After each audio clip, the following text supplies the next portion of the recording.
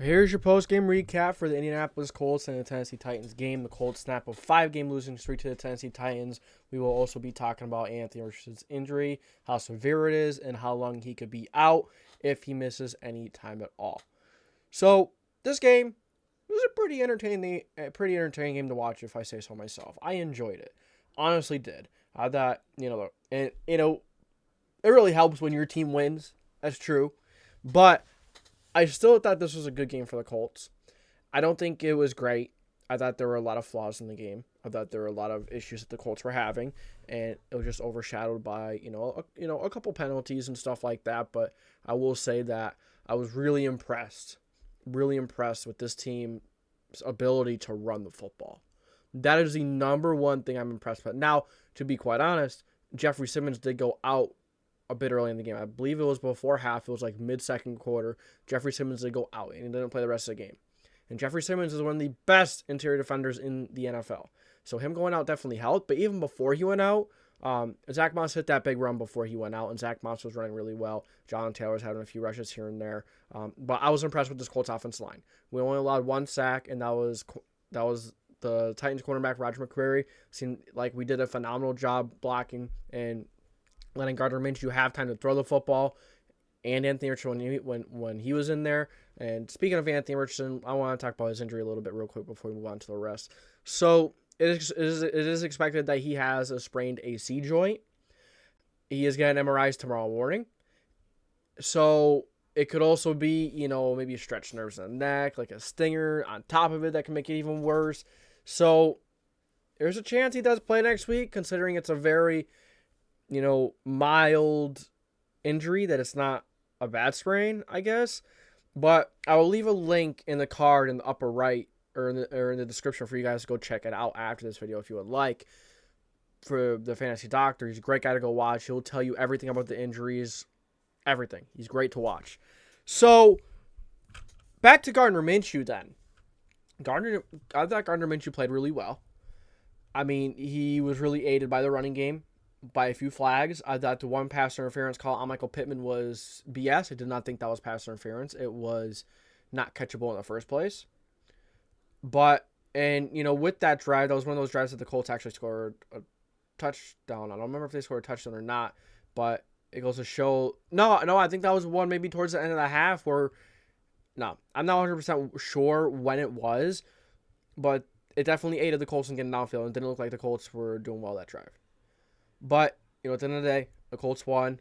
Titans made mistakes, and, there were a few flags that were pretty bad. But this offense line in general, this offense looked pretty good. Gardner Minshew looked pretty good. There's a impressed with Pittman. Let's not forget to mention our rookie wide receiver in Josh Downs. He has been phenomenal. He had the amazing third down catch. It was a big pass. 2 defenders by him. Takes a whopping hit. He comes down, he maintains possession, he makes a big-time catch on third down, and that drive ended up being a touchdown for the Colts. You got Andrew Ogletree, had a few nice catches. Really happy to see what I saw from him. Molly Cox, when he went down, seemed like his head hit the ground hard. He's probably going into the concussion protocol. But I will say, the majority of the playmakers in this team I was impressed by. Alec Pierce made a nice catch towards the end of the game to help us get into field goal position. It was a third down, too. Nice catch. Pierce needs to make those more consistently, and he needs to continue making more plays and creating more big-time plays because we drafted him in the second round. He has not been able to do what we've expected from him. He's been very inconsistent with catching the football. We haven't been throwing it his way. But I was happy with how our playmakers played, how they did. John Taylor caught a really nice screen, and in general, this offense line was... this offense was good. I don't think it was great, but I thought it was good. Especially since you're playing against, a pretty poor passing defense. But they got the job done. Minshew looked all right.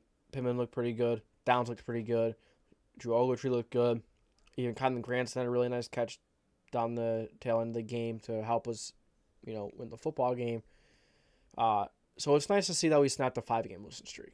It was nice. We haven't beaten the Titans in a while, and we haven't won at home in a while either. And another reason for that is the defensive line, the red zone defense, the rushing defense. Our defense was pretty damn good this week for the most part. Our passing defense was not great.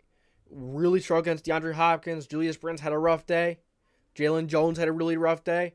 This young secondary had a rough day, and these are the kind of things that we're going to see from the young secondary. They're not going to be consistent. This passing defense is not going to be good every week. They're going to have good games, but they're also going to have games where they're really struggling, and this is one of those games where they struggled. Now, we only allowed 16 points, but Tannehill had like 294 passing yards, I believe. I'm pretty sure he had quite a bit. And DeAndre Hopkins was eating us alive. But it also makes it that much more difficult for them to pass the ball when they really only have one weapon. Treylon Burks is out. Other guys not really stepping up. You got Westbrook. He caught a few passes, not really it. Chig dropped one, but then he caught a few nice passes after that. Their tight ends were looking all right. Tannehill looked okay. He did throw that interception towards the end of the game, so that's kind of like, yeah, Tannehill, boo.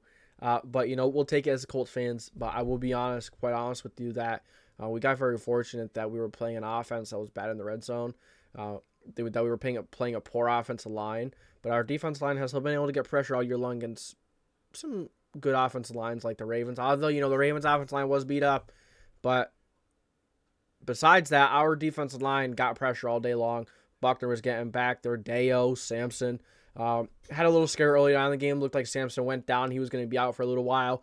Did not. He got right back in the game. And that was really, really a really good sign to see, because we already didn't have Kwity Paye in this game. So having him playing was really important, and he did a very good job. In general, this defensive line did a very good job. You only allowed Henry to rush for 34 rushing yards? No, 43 rushing yards. Our discipline on defense hasn't been great. On that end around to Tyjae Spears, that was a really good play by Tyjae Spears, not taking anything away from him. But our defense really committed toward Henry, and fair. Henry's very good. He still has that, that baggage with him where, it's kind of like, yeah, you really got to worry about him. Not baggage in a bad way in that way. I mean it more so a player they really had to pay attention to. Good play design for the Titans. And they had Henry throw one as well in the back of the end zone. DeAndre Hopkins was open. Just couldn't get his feet down, so that could have been another touchdown. But at the end of the day, it wasn't. You had Henry throwing it, and it shows that you need to do a few wonky things to try and get things going. But it seemed like the Titans were driving us all day long, honestly. It's just our red zone defense was really good, but I also think it was a mix of the Tennessee Titans' red zone offense just being putrid. When you don't have anyone other than DeAndre Hopkins, you have an inconsistent quarterback that doesn't really have the confidence to make some of these throws. It makes it difficult to execute in the red zone. And I don't know if I mentioned it, but they couldn't run the ball. And that really helps your chances in the red zone as well. If you can't run the ball, you can't pull those linebackers a little bit. It's going to make it that much more difficult. And, that pass rush can just pin their ears back and go after the quarterback. It makes it that much more difficult for the offensive line to block and the offensive line to really, and it makes it more difficult for Ryan Tannehill to have time to give these receivers time to get open. It's just the defensive line is very impressive. The passing defense, like I said, wasn't. I was impressed with the way they stepped up at the end. Julian Blackman came down. He freaking baited Ryan Tannehill, but that was a bad throw. Ryan Tannehill should have seen Julian Blackman there. He didn't, and that's the nature of the game. Sometimes you see him, sometimes you don't. And at that time, Ryan Tannehill didn't see him until it was too late. So Julian Blackman had a game-sealing interception. Awesome interception by Julian Blackman. Really, I was pumped up about that. Really got excited. That was like, yes. We beat the Titans. We lost them 5 games in a row. But you know what? There's still a lot of negatives, and there's still a lot of things to worry about, including Anthony Richardson. Richardson was looking pretty good. He did overthrow Pittman on the pass, but this man needs to protect himself. He needs to learn how to slide, not take the hits. He looks for contact. He's trying to run through guys. He's trying to run in the middle of the guys. He's trying to get a bunch more yards. And, just looking at a quarterback trying to get so many yards and trying to make big plays, yeah, that's fine. But sometimes you got to slide, protect yourselves, live to fight another down. So hopefully, when they do the MRI tomorrow morning on Anthony Richardson, that it's not that serious. But I will say that this defense was really darn good against the run, but they really struggled against the passing game. Although the defense line was getting pressure, we just couldn't cover. Hopkins was wide open in the middle once in a while. But, actually going back on it, the defensive line was a bit inconsistent. They were good for majority of the day, but there are definitely a few times where they were inconsistent, and that needs to improve. But especially when you're playing against one of the worst offense lines in the NFL, but the defensive line in general was good and was much better than we've had it, especially prior to this year. And that's saying something because it was really bad prior to this year. But so the pass rush was strong. I thought we did decent against Tannehill. Other than that, man, I think that's really it.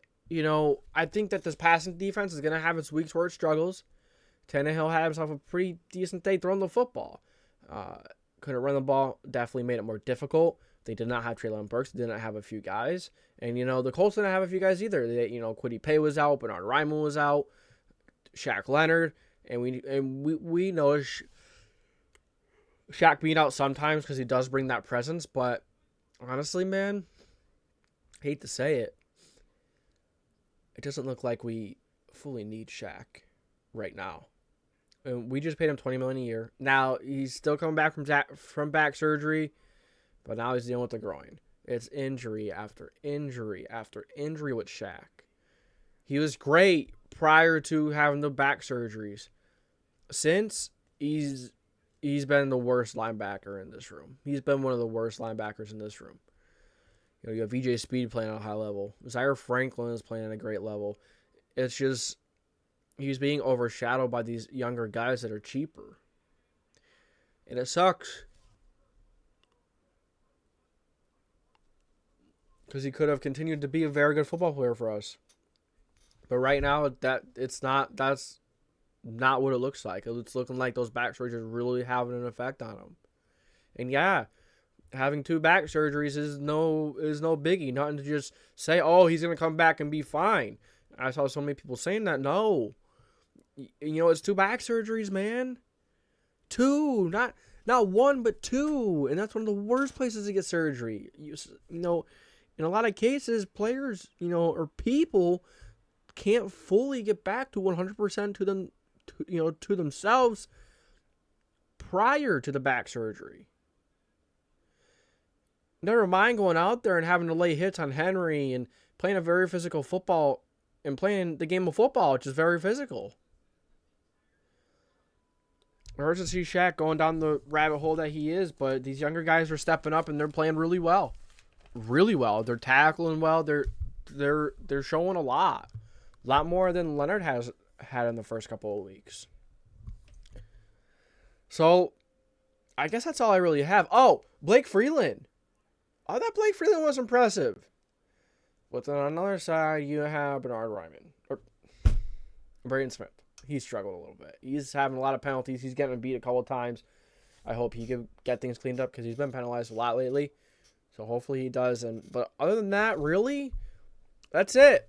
I was impressed with the performance. I thought Gardner Minshew played pretty well. AR, he's got to start protecting himself. The run defense was great. We ran the ball really well. And Zach Moss carried us to victory. And we'll take it. Good play by the defense towards the end of the game. And the red zone defense was really strong. So we'll take it. That's a win for the Indianapolis Colts in week 5. I didn't really get to dive into film yet, but because all 22 isn't out, but you could watch the condensed and get and keep rewatching the condensed and get a little bit of an idea. But I will have more in-depth analysis in a later video. But that's all I got for you guys now. Thank you for tuning in to the JDW Sports Talk Show. Let me hear your thoughts, comments, questions, concerns about the Indianapolis Colts in this football game. If you enjoyed, make sure to like, subscribe, put the post notification bell on so you don't miss any future videos. This is the JDW Sports Talk Show, signing off.